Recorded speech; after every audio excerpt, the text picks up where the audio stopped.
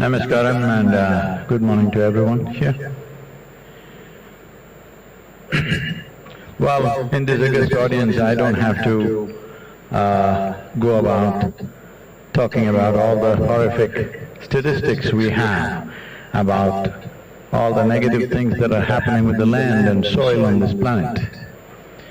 But as a solution, I see definitely there are many nuances to the solution and the very important aspects which are not small in number or complexity. But I feel the most important thing if we want to achieve something is, as we have found of all the conventions, one convention which bore positive and conclusive result was the 1987 Montreal Protocol, where we focused on the ozone holes, and largely it was fixed because of single-pointed action. I think a time has come where that kind of action is needed for soil. Separating soil from every other issue, though they are significant and important, it's important that we separate soil from the other aspects, because all these other aspects are relevant to our lives only as long as soil is alive. Keeping the soil alive, the simplest way to do this is, because nearly 54% of the world's land is under plough or farmland, another 18 to 20% is partially under farming, so nearly 70% or 71% of land is farmland, 4.2% is urban land. So essentially our problem is 71% is ploughed, 4.2% is paved. This is the essence of it. So this has done one thing that we have forgotten about, which I don't see any mention anywhere, is this has reduced the photosynthesis process, which is a huge process of sequestering carbon and producing oxygen for this. If I have to repeat this fact, that before the phenomena of photosynthesis, the average oxygen content in the atmosphere was a shade over 1%. Today it is 21%, but in the last 1,000 years, the photosynthesis as a phenomena has come down by 85%.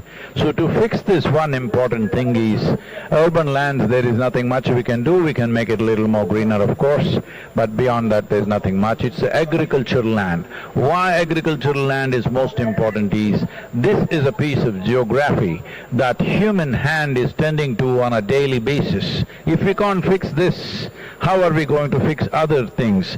People talk about rainforests, people talk about oceans. I feel if we stay out of them, rainforests and oceans are fine by themselves. It doesn't really need any fixing. The real fixing that is needed is the agricultural land, and every day men and women are tending to this. What is it that we can do? I think the most important thing is to put some food there for the microorganisms, which is the fundamental of all life. Putting food there means organic content should rise.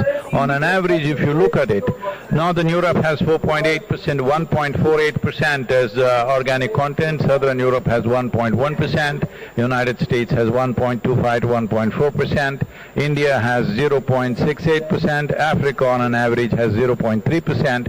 If you look at this across the world, not a single nation has a minimum of 3%, not even a single nation. So why can't we set this objective?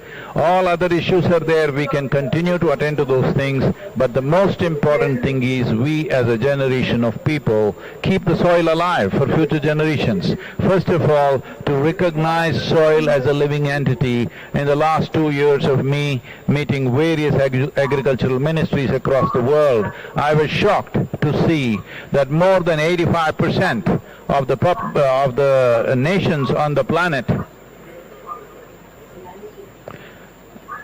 more than 85% of the nations on the planet still look at soil as an inert substance which can be fixed by adding a chemical or taking off a chemical. If we do not change this attitude, we will not fix the soil. Setting up 3% as a minimum average for every nation, and setting up an incentive process for the farmers to get there, making the incentives attractive enough that farmers will aspire to be there. And once they get there, the industry and business to facilitate carbon credit systems for the farmers is a second line of incentive. What I'm seeing is we've been working with hundreds and thousands of farmers, We have tried very hard to get them carbon credits, but I'm saying in spite of a very sophisticated group of people working, it's simply impossible to break that carbon credit system. I don't know what it takes.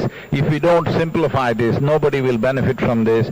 Not only simplify this, instead of asking the farmer to go and get carbon credits, if he reaches 3%, whatever is that sequestration that's happening, the governments can calculate and offer that as an incentive. The third level of incentive is, instead of just labeling food products as just organic, as if the other foods are inorganic. It is not. And it's extremely difficult, and it takes a whole lab process to measure the amount of fertilizer and pesticide in a given product, either a fruit or a vegetable. So the simple thing is to measure the organic content of the soil, which can be done on the land by the farmer with a little supervision. It can be done. It's a 10 to 15-minute process. So we can establish 3% organic content. Those who have reached 3% organic content, these products, these agricultural products of fruit and vegetable and grain should find a different shelf in the marketplace. If it finds a different shelf in the marketplace, there is enough science to tell us if a field contains 3% organic content, what are the micronutrients which are present in the food, what are the health benefits, what are the preventive health benefits, and what are the benefits for the nation in terms of the number of man-days gained, the less stress on the healthcare system, happier, healthier and happier population in the country, what it leads to in terms of productivity and creativity. All this, there is enough data, we just have to correlate this. This three-pronged incentive basis to the farmer will definitely start rolling this disaster that is unfolding in terms of soil extinction. We are using this word soil extinction. This, if we do not reverse now, according to Madam is here, UNFAO is saying that every year 27,000 species of organisms are being lost.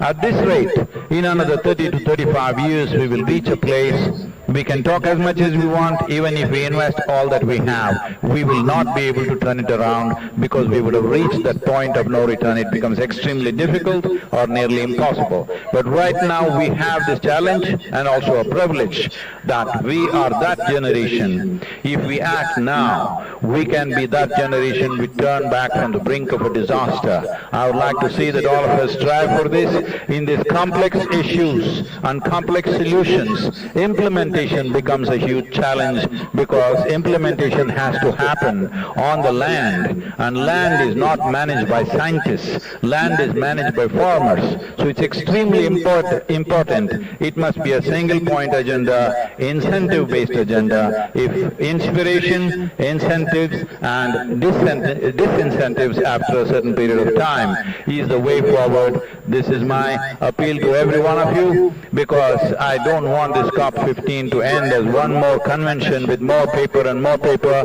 This must end with concrete action, and action in such a way that it's implementable. It is implementable, and we will see a distinct change in the coming few years. Thank you very much for having me here.